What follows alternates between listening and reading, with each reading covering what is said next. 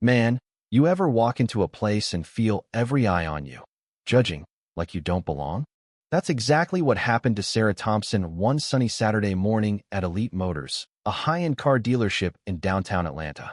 She strolled in, plain as day gray hoodie, faded jeans, scuffed sneakers looking like she just rolled out of bed, not like the powerhouse CEO who built this place from the ground up. Sarah's there to buy a simple Honda Accord, something practical for her daily commute. But her eyes keep drifting to the VIP section, gleaming Bentleys, Ferraris, a Porsche 911 that catches the sunlight like it's alive. She's standing there, hands in her pockets, just taking it all in, when this guy, let's call him Bradley Hayes, struts in like he owns the world. Navy blazer, Rolex flashing, champagne in hand, flanked by two buddies who laugh at his every word. Bradley spots Sarah, and something about her quiet presence near his precious cars sets him off. "Hey, sweetheart," he calls out, loud enough for the whole showroom to hear. "Those cars are worth more than you'll ever make. Step back before you breathe on him wrong." His buddies cackle, sipping their drinks, and the air gets thick, like everyone's holding their breath. Now Sarah? She doesn't flinch. She's faced this kind of nonsense before, being a black woman who clawed her way to the top in a cutthroat industry. She's heard it all. She just smiles, calm as a summer lake, and says, "I'm good right where I am. Thanks for the concern." That cool-headedness. It's like pouring gas on Bradley's ego. He's not used to being brushed off, especially not by someone he's already decided doesn't belong. He leans over to the showroom manager, Greg Larson, a guy who's all crisp shirts and nervous smiles, and mutters, "You letting just anybody wander around the VIP section now?" She's been eyeing that Porsche like she's planning something shady. Greg, sweating under the pressure of Bradley's wealth, doesn't even question it. He marches over to Sarah, voice clipped. "Ma'am, this area is for invited guests only. Please move to the general section." Sarah tilts her head, her eyes locking onto Greg's. "Can you tell me what rule I've broken?" she asks, voice steady but sharp, like she's slicing through the tension. Greg stammers, glancing at Bradley for backup, but Bradley's just smirking, loving the show. The whole room's watching now, salespeople, customers, even the receptionist frozen mid-call.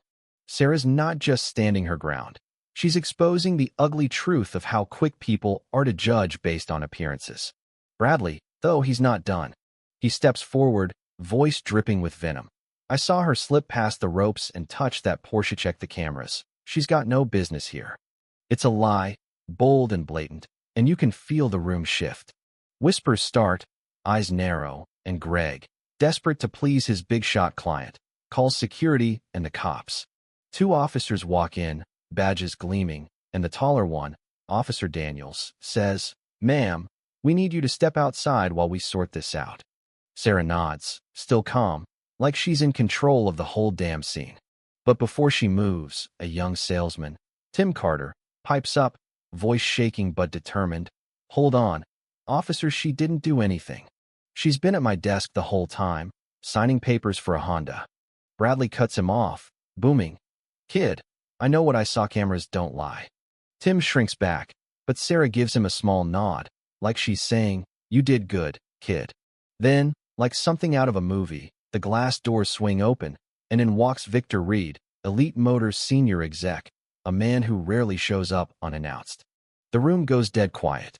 Victor's suit is sharp, his presence sharper, and his eyes scan the scene like he's already piecing it together. "Greg," he says, voice low but heavy, "why's one of our customers being escorted out?" Greg stumbles over his words, pointing to Bradley, who's still clutching his champagne like a lifeline. Victor's gaze lands on Sarah, and he frowns. "You've made a mistake," he says, voice cutting through the silence. "That woman you're accusing? That's Sarah Thompson, the CEO and majority owner of Elite Motors." The room explodes, not with noise, but with shock. Bradley's face goes white, his glass trembling in his hand. Greg looks like he's about to pass out. Sarah just stands there, her quiet strength louder than any outburst. Victor turns to Bradley, ice cold. "You insulted the woman who built this company in her own showroom. You're done here, banned, nationwide." Bradley tries to protest, but Victor's already nodding to security, and just like that, the man who thought he ruled the world is marched out, head down, ego shattered. Sarah turns to Greg, her voice soft but firm. It's not about you not knowing who I was, it's about you forgetting what fairness means. Greg's suspended on the spot, his career hanging by a thread. But Sarah's not done. She steps to the center of the showroom, addressing everyone, staff, customers, even the cops. Today showed we've got work to do, she says. At Elite Motors, respect isn't negotiable, no matter who walks through those doors. She announces a company-wide overhaul training, audits, a new culture built on dignity. The staff, even Tim, nod, inspired, ready to change. By the next day, the stories everywhere, Twitter's blowing up with Elite Motors justice, news outlets dissecting Sarah's stand. She's not just a CEO anymore. She's a symbol of what real power looks like: guts, grace, and justice. Bradley? His reputation's toast, business deals crumbling. Greg? He's facing the consequences of his spinelessness. Sarah doesn't gloat, she's too big for that. She's already planning the next steps, turning Elite Motors into a beacon of fairness. So, what do you think? Does wealth give you the right to judge? Have you ever seen someone stand up like Sarah did? Drop a comment, share your story, and let's talk about what justice really means in a world that's quick to pick sides.